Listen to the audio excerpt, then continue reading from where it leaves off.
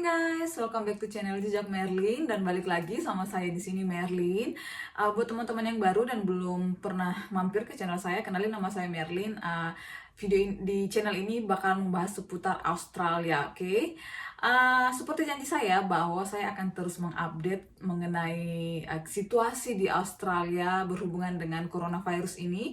So ya, hari ini saya bakalan mengupdate lagi karena per 1 Juni kemarin di Australia ini sudah sampai masuk ke tahap kedua untuk ease restriction di Australia. Nah, di tahap kedua ini apa aja yang berubah? Silakan nonton sampai akhir ya.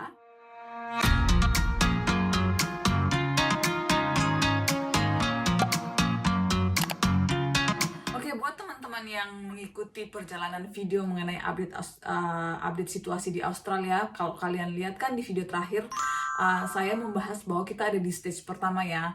Lengkapnya silahkan nonton aja ya guys. Nah, di stage kedua ini apa aja yang berubah bakalan saya bacain satu-satu ya. Secara general, per tanggal 1 Juni kemarin jumlah orang yang bisa gathering di satu ruangan atau misalnya kayak di restoran, hotel atau dining place atau tempat-tempat umum seperti itu sekarang sudah naik lagi. Kalau sebelumnya hanya boleh 10 orang dalam satu period, sekarang sudah bisa 20 orang, which is sudah lumayan ya guys, karena artinya semakin banyak orang yang bisa mengunjungi satu tempat secara bersamaan.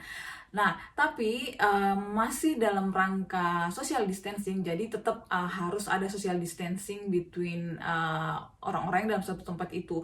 Jadi masih ada harus menjaga jarak sejauh 1,5 meter. Nah, ini saya bacain ya dari webnya ya. Nah, untuk family, friends, and community, gathering up to 20 people. Jadi sudah bisa sampai 20 orang untuk dalam satu gathering, misalnya di rumah. Jadi di rumah udah boleh 20 orang yang datang.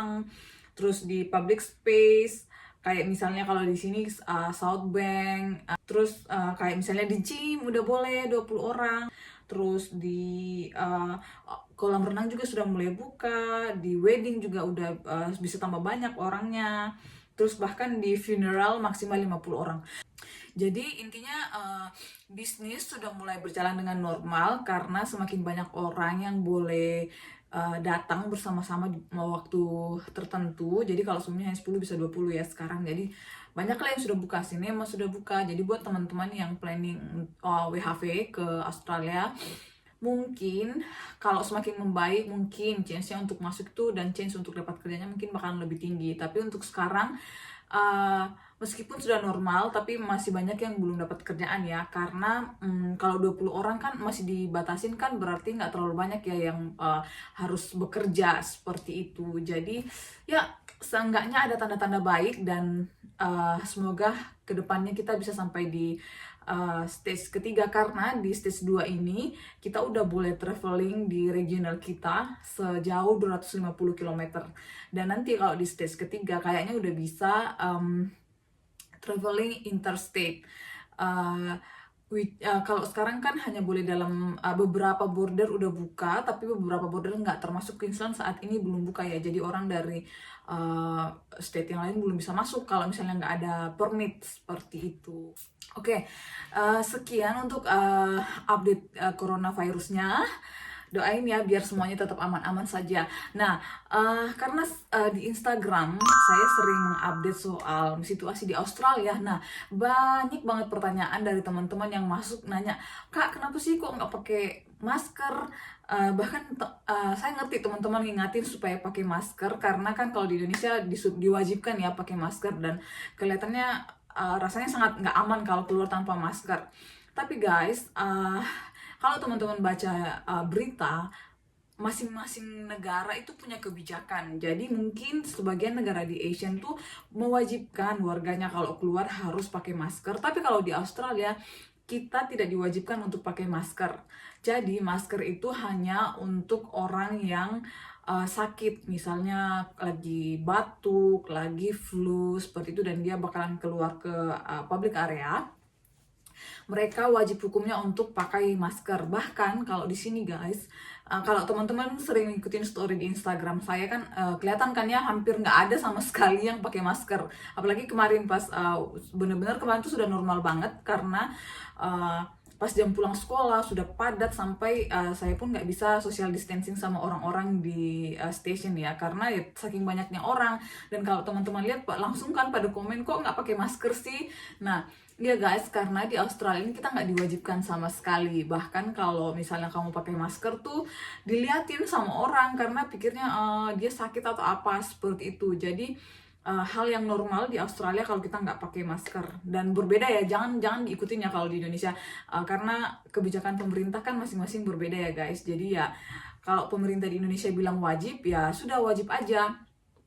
Karena menurut saya ya, pandangan pribadi ya, di sini tuh warganya benar-benar taat. Kalau dibilang social distancing, mereka hampir benar-benar social distancing kayak gitu loh, dengan sadar diri menjaga jarak meskipun berada di ruangan bersama-sama, tapi selalu berusaha untuk jaga jarak seperti itu.